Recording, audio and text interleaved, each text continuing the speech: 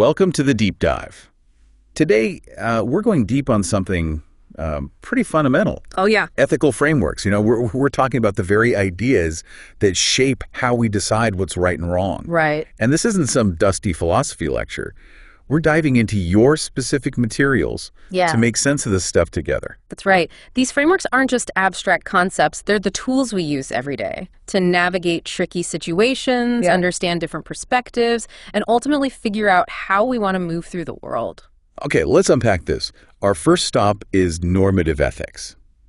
It's like the instruction manual for morality, the how-to guide for figuring out what actions we should be taking. And one of the most enduring approaches is virtue ethics, brought to us by Aristotle way back in ancient Greece. Yeah. It's all about character.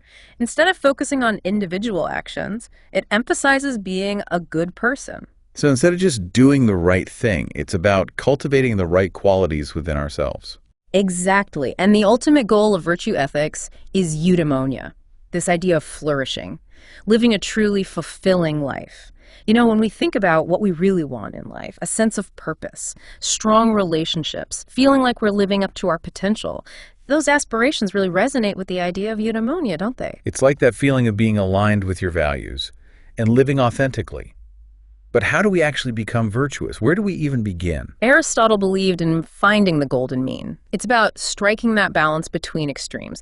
Think about courage. It's not recklessness, and it's not cowardice. Right. But that sweet spot in the middle. Right. Virtue ethics challenges us to find that balance in every aspect of our lives. So it's a constant process of self-reflection Oh, and striving to be better. precisely. And the more we cultivate these virtues, Right. the closer we get to that state of eudaimonia. All right, that makes sense. Yeah. Now, what about Kant and deontological ethics? Yeah. That one always sounds a bit intimidating. It can seem that way. But at its core, deontology is about duty. And following universal moral laws, think of it like this. Some actions are just plain wrong, no matter what the consequences are. Like, even if lying could save someone's life, a deontologist would say it's still wrong. Exactly. Kant's famous categorical imperative sums it up nicely. Act only in a way that you could rationally will everyone else to act in the same situation.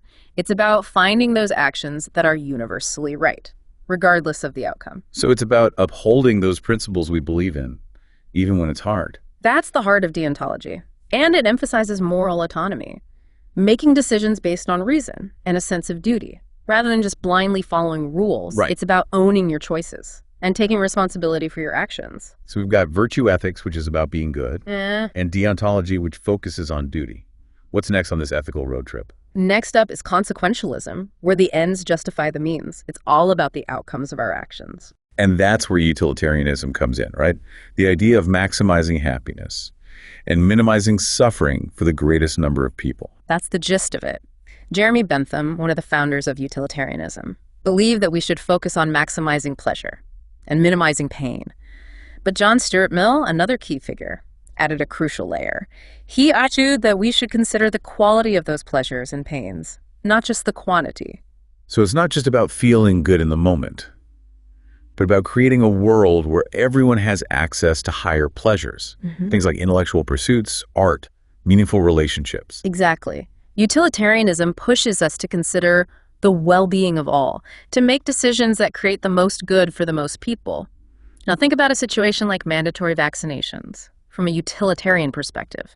Even though it might restrict some individual freedoms, if it prevents widespread suffering and saves lives, it could be considered the most ethical choice. Because the overall benefit to society outweighs the individual cost.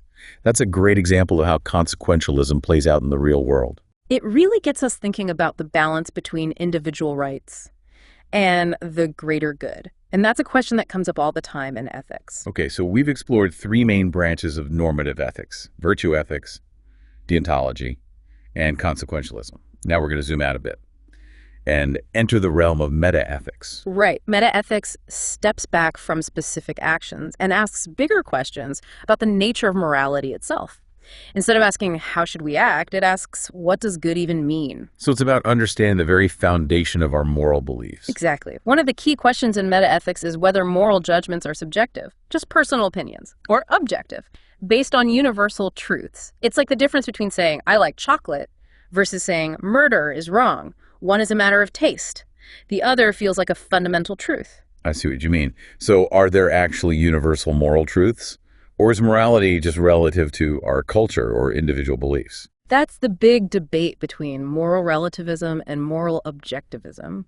And it's a debate that plays out in all sorts of real-world situations. In fact, there's a case mentioned in your materials, a case involving an 8-year-old girl, that really highlights this tension between different moral perspectives. Whoa, okay. Let's hear about this case. What happened? This case involves a young girl who was subjected to a horrific act of violence.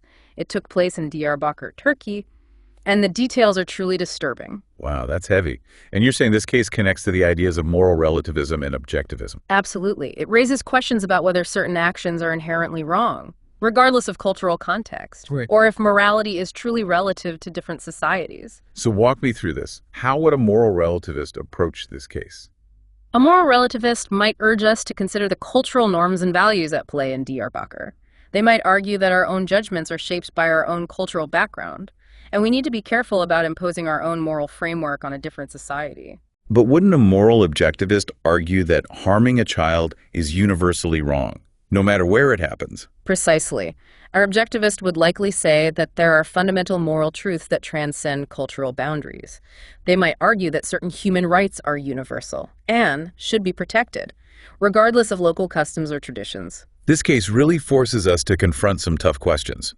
On the one hand, I can see the importance of cultural sensitivity and understanding, but on the other hand, the idea of standing by and saying, well, that's just their culture when a child is being harmed feels deeply wrong. It's a natural reaction, and it highlights the complexity of navigating ethical dilemmas in a world where different moral frameworks collide. I'm also noticing a pattern here. It seems like these different ethical theories provide us with different lenses for understanding the same situation. You're absolutely right. Each framework illuminates a different aspect of the ethical landscape. Let's try applying those lenses to this case, like we're putting together a puzzle. How would each theory approach the issue of the people who knew about the abuse but didn't speak up? It's a crucial point. The silence surrounding this case is almost as disturbing as the act itself. It speaks to a whole other dimension of ethics, the ethics of silence and complicity. Okay, let's unpack that. What's going on ethically when a whole community remains silent in the face of something so clearly wrong? Well, from a virtue ethics perspective, we might ask, what virtues were missing in this community that allowed this to happen? Was it a lack of courage, compassion, or a sense of justice? So instead of just blaming individuals, we're looking at the collective moral character of the community. Exactly.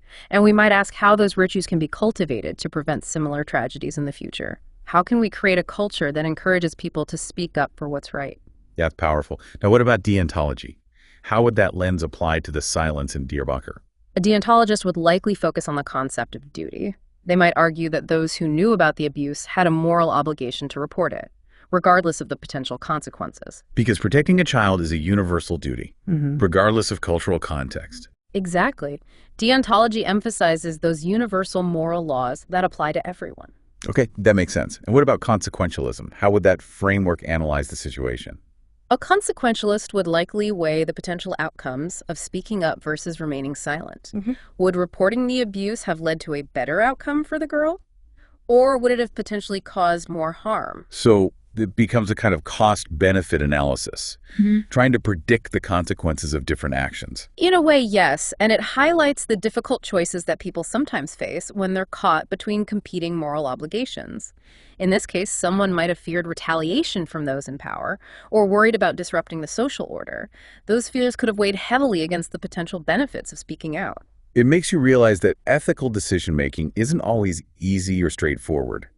There are often real risks and consequences to consider. Absolutely. And that's why it's so important to have these ethical frameworks to guide us. They help us to analyze complex situations, to consider different perspectives, and to make decisions that align with our values. It's like we're learning a new language, the language of ethics. And this language allows us to have deeper conversations about these complex issues. I like that analogy. And the more fluent we become in this language, the more equipped we are to navigate the ethical challenges we face in our own lives. Okay, so we've explored these ethical frameworks through the lens of this case in Diyarbakir. What are some of the key takeaways for our listener, for someone who's trying to make sense of this stuff in their own life? Well, first of all, I think it's important to remember that these frameworks aren't just theoretical concepts. They have real-world implications. Right. They're not just for academics or philosophers. They're tools we can all use to understand ourselves and the world around us. Exactly. And I think this case highlights the importance of critical thinking and moral courage. It's not always easy to speak up against injustice, especially when it involves challenging cultural norms or confronting those in power. But as we've seen, silence can be a form of complicity. It allows wrongdoing to continue unchecked. And ultimately, I think this case challenges us to ask ourselves some tough questions. What are my core values? What do I believe in? And what am I willing to do to stand up for those beliefs even when it's difficult? Those are powerful questions. And those are the kinds of questions that ethics forces us to confront. It's not always comfortable, but it's essential for living a meaningful and ethical life. It feels like we've covered so much ground already.